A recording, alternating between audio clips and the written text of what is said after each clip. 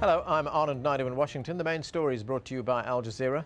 Bolivia is preparing for national elections on Sunday that are tipped to hand President Evo Morales a second term in office. Recent polls give the country's first indigenous head of state more than 50% support, well ahead of his rival Manfred Rey Villa. A change in Bolivia's constitution earlier this year made it possible for Morales to seek re-election. Russia's president has called for the toughest punishment possible for those responsible for a nightclub fire which killed at least 109 people. The owners have been arrested along with a handful of other people involved with the club in the city of Perm.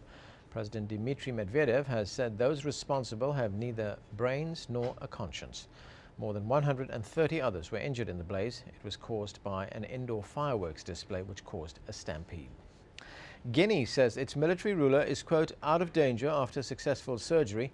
Captain Moussa Dadi Camara is in a Moroccan hospital after a failed attempt on his life by his own soldiers. Meanwhile, the ruling junta has confirmed General Sekouba Konate as the interim president. Security has been stepped up in the Ghanaian capital as officials brace themselves for further violence between military factions. Heavily armed soldiers are searching for the main suspect in Thursday's shooting, Abubakar Toumba Diakite. Tens of thousands of demonstrators took to the streets of London and other European cities ahead of next week's climate summit in Copenhagen.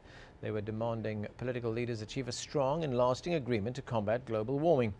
With days to go before the summit begins, many activists are hoping to pressure their governments to reach a deal.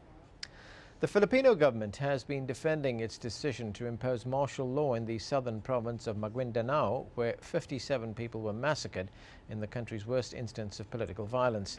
Members of the influential Ampatuan family have been accused of being behind the killings.